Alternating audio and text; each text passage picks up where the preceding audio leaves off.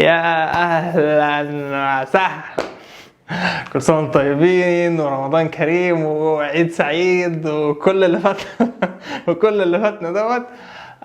سامحونا يعني قطعنا، بس يعني فان شاء الله العوده الرسميه من الاسبوع ده ان شاء الله.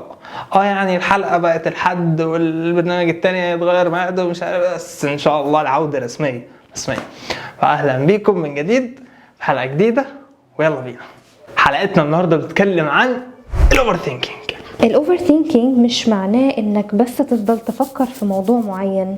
نو ابسولوتلي نو. الاوفر ثينكينج هو انك تفضل تفكر في تفاصيل كل حاجه، حصلت ليه وامتى وازاي وحصلت ايه واللي هيحصل، وتفضل تدور في دماغك سيناريوهات كتير جدا لحاجات ممكن اصلا ما تحصلش خالص. دي حاجه الشخص المصاب بالاوفر ثينكينج ما بيقدرش يتحكم فيها، بيبقى عامل زي شلال من الافكار المتدفقه اللي ما بيقدرش يوقفها خالص. قبل ما ندخل شويه في اعماق الاوفر ثينكينج، خلينا نتكلم عن انواعه.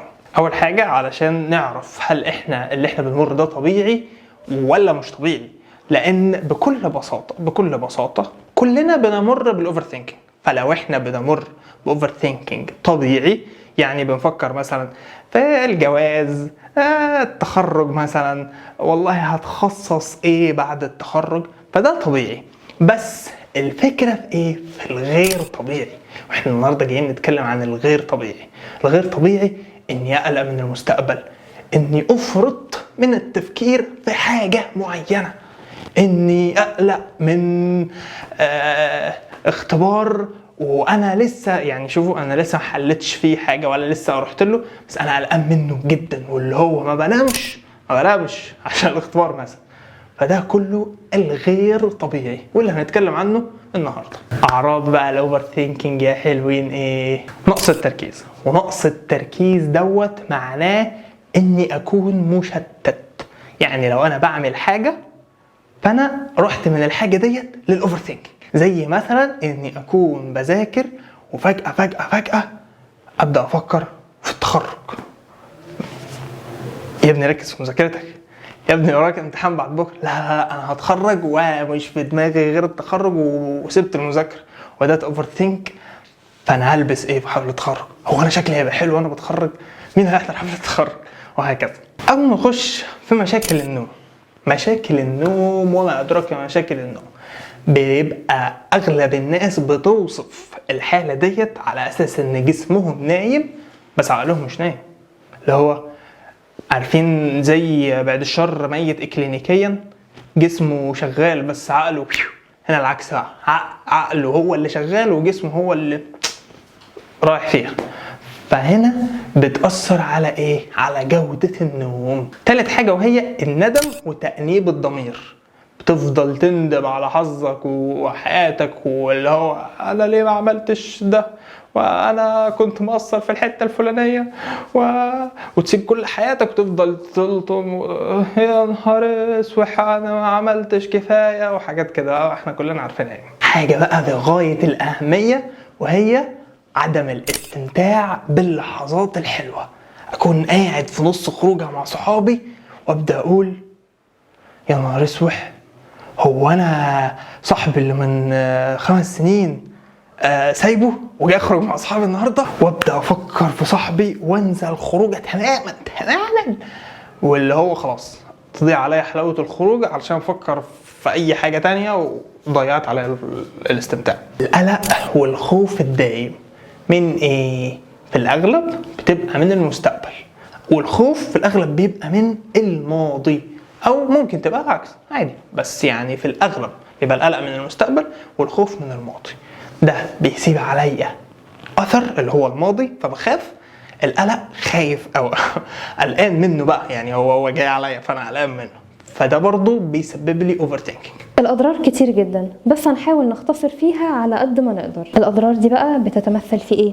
تبقى دايما مهموم ومودك مش حلو، اضطرابات في النوم، بتبقى مش عارف تنام من كتر التفكير. قلة النوم والمود اللي مش حلو لما بيكملوا معانا لوقت طويل بيكونوا لا قدر الله سبب في ان الانسان تجيله امراض نفسية وجسدية لو ما لقاش حل للاوفر ثينكينج. حاجة كمان اللي هي اضطرابات الشهية، بتبقى ازاي؟ في ناس ممكن يقلب معاها الموضوع ان شهيتهم تكون مفتوحه وبياكلوا كتير جدا علشان هم بالطريقه دي بيتخلصوا من التوتر اللي بيسببه الاوفر ثينكينج. وفي ناس على العكس من ده تماما، شهيتهم بتقل خالص، بيبقى مالهمش نفس ياكلوا ابدا. كل الاسباب اللي قلناها في الاول بتاثر كمان على انتاجيتك وانك تكون حد مبدع. الشخص المصاب بالاوفر ثينكينج بيكون اجتماعيا مش حابب يقعد مع حد، حابب يفضل على طول مع نفسه علشان اوريدي التفكير عامل عليه لود على دماغه وتفكيره، فبالتالي بيكون الصداع عنده شبه مستمر وبيكون مش قادر يستقبل اي حاجه تاني من بره، بتبقى كفايه عليه قوي اصوات دماغه. اسباب الاوفر ثينكينج بقى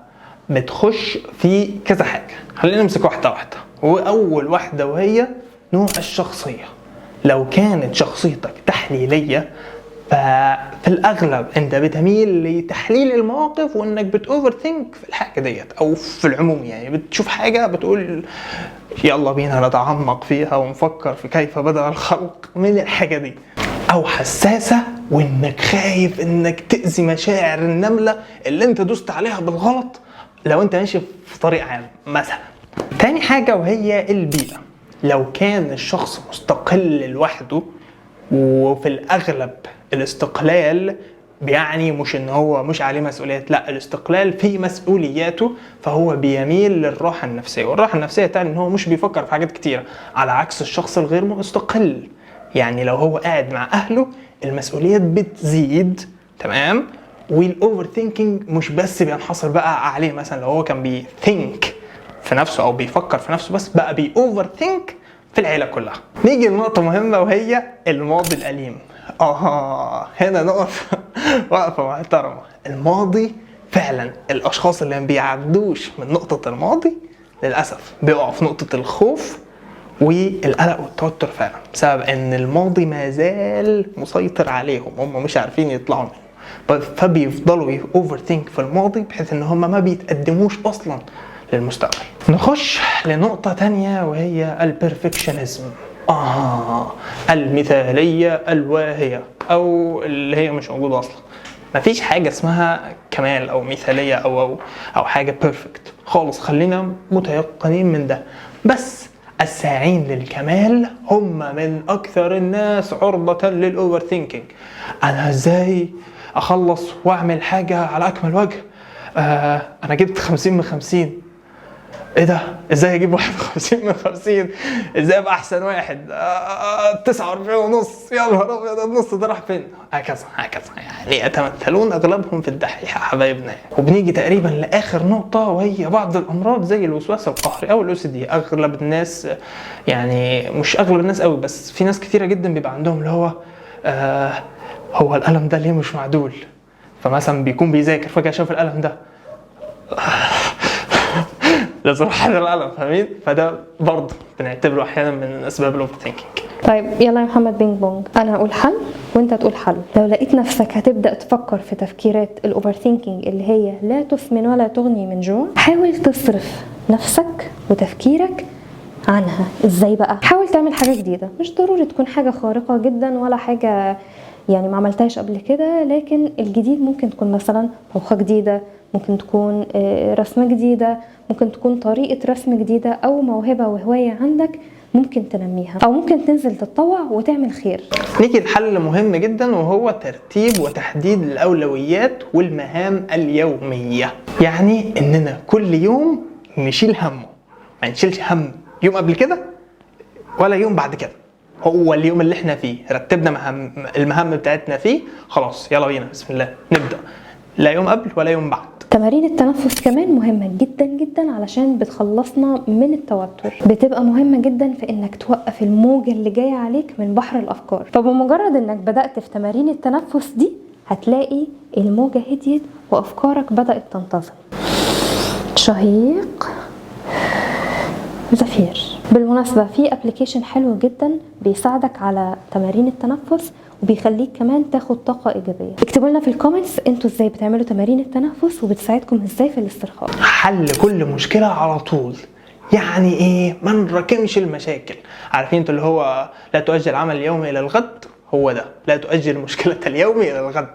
الإيجابية او نص الكوباية المليان. نص الكوبايه المليان على فكره بيسهل علينا حاجات كتير جدا. يعني في حاجه في علم النفس قالوا ان الشخص اللي بيفضل يفكر في الحاجه على اساس ان هي سلبيه، هي بتفضل سلبيه وبتحصل سلبيه، حتى لو حصلت ايجابيه هو بيبص للسلبيه. وكذلك العكس، انت لو شايف الحاجه ايجابيه هتفضل ايجابيه، حتى لو هي سلبيه انت هتطلع منها الايجابي. التدريب على التركيز، ودي مش بتيجي من مره او مرتين او 6 مرات، لا، هي مع التعود والاستمرار في الحاجه وعمل حاجه اكتر من مره. اعمل حاجه اكتر من مره ابقى شاطر وما اقعش في الاوفر ثينكينج. التامل والاسترخاء، ممكن نطلع في بعض الايام كده مثلا السطح مثلا او الفضاء، في اي حته فاضيه مثلا، في جنينه، في اي مكان براحتك، في العربيه، في اي مكان، تقعد كده في الهدوء وتبص للسماء وتسرح وتبدا تتامل، سواء بقى في مخلوقات الله او تبدا تتامل بقى في العشب، في اي حاجه. المهم تفصل دماغك خالص عن الدنيا وتتامل. اخر حاجه معانا وهي اللجوء لمختص، مختصين زي الدكاتره النفسيين، اللايف كوتشز، كل الناس ديت ممكن تساعدنا في ان احنا نحسن الحياه بتاعتنا بشكل عام او الكواليتي اوف لايف، ونقدر ان احنا نكون بنتخطى الاوفر ثينكينج.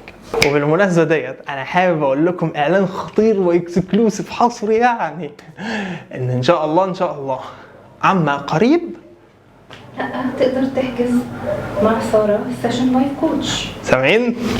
هتتحط في المونتاج. تقدر تحجز، يعني خلاص من الايام دي في الاغلب بنات بس، صح؟